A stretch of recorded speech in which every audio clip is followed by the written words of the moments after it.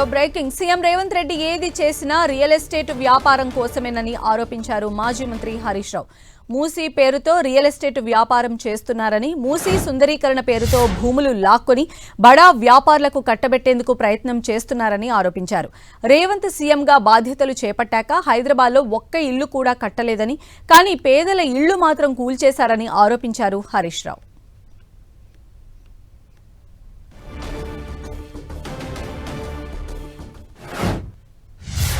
BRS party policy document కూడా ఈ apartment లోనే వార్ రూమ్ లో తయారైంది. ఈ అపార్ట్మెంట్ మీద కేసీఆర్ గారికి చాలా దగ్గరి అనుబంధం కూడా ఉంది.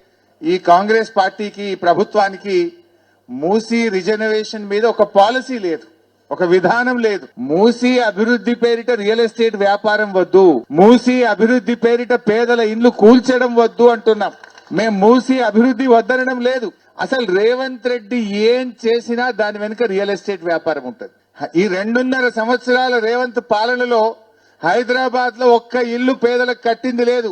కూల్చిన బతుకులున్నాయి, కూల్చిన ఇండ్లున్నాయి తప్ప